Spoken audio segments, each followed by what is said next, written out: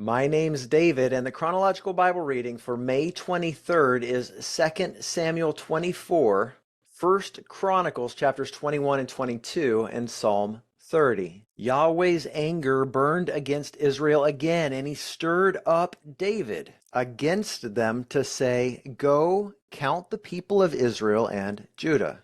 Well, Joab knew it was wrong, and he tried to talk David out of it, but David's wishes prevailed.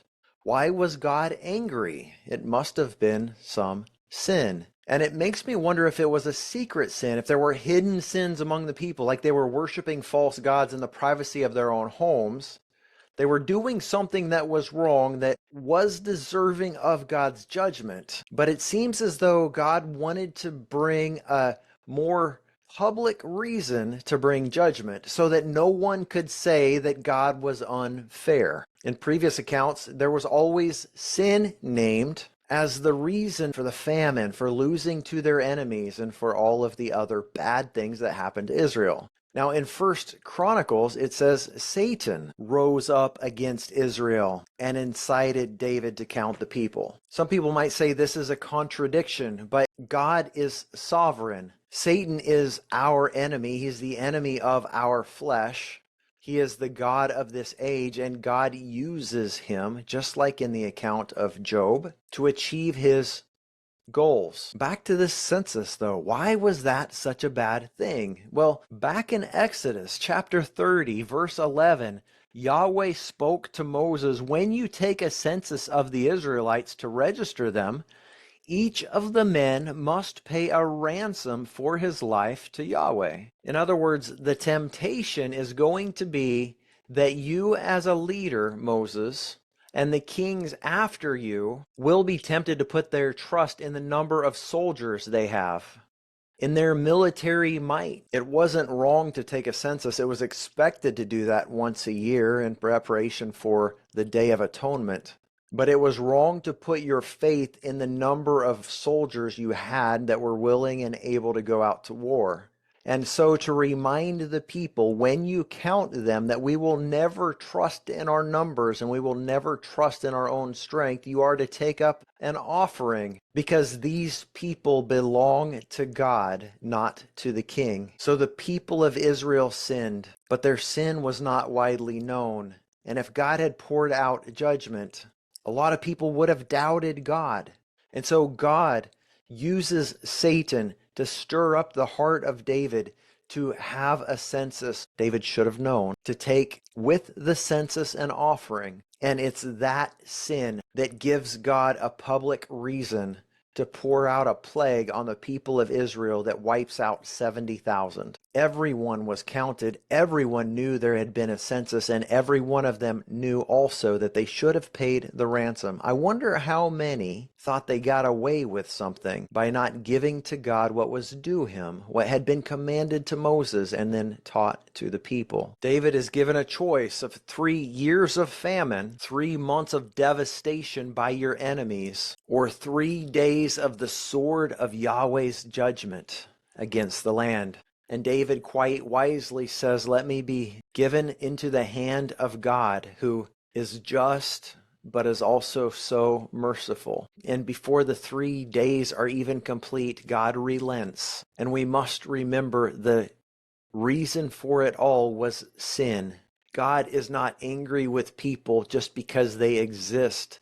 He is angry when they are doing things they know to be wrong, not just because they're wrong, but because it hurts other people.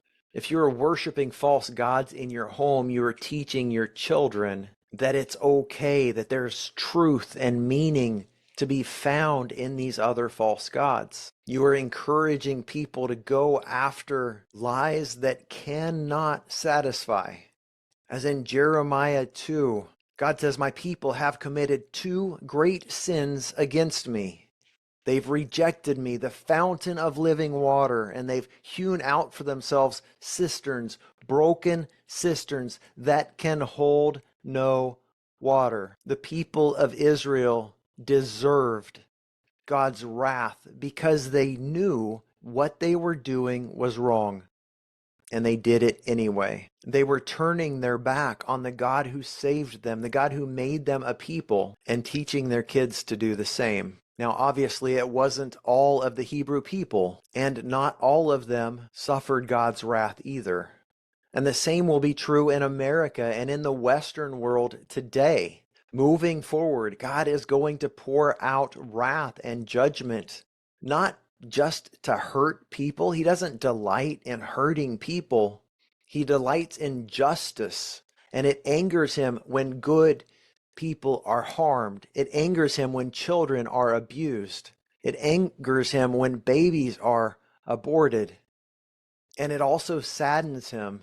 His heart is for us, that we would repent, that we would turn to him, that we would ask him for forgiveness so that he might restore us. And for those who are doing that, those who are repenting and asking for forgiveness, he's drawing us close. But for those who continually reject him, those who are harming children and harming others, those who are lying and maligning the character of other good people, will be judged. Those who are stealing the tax dollars and hypocritically persecuting and prosecuting their enemies because they can and because they want to continue on in their sin will be judged. Judgment is definitely coming. And it starts with the house of God. Just like it began with the Israelites, it is true also for the Gentiles. This is why Christian leaders are being exposed and they are falling in sin, and their ministries are being stripped away because of hidden sin and hypocrisy. God is moving. If you are a Christian and you're walking in sin, it is time to repent before it's too late. Don't get caught up in the coming plagues. Yes, we should mourn over our sin. Yes, we should repent, but God turns mourning into dancing. He will clothe you in gladness so you can sing and not be silent. And we can all say, Yahweh, our God, I will sing your praises forever. God bless you, my friends. Thank you for being on this journey with me. If you'd like to go deeper and build in community your character with other believers as we spiritually mature together, join us live on Sunday mornings. Information about that is at BibleInOrder.com.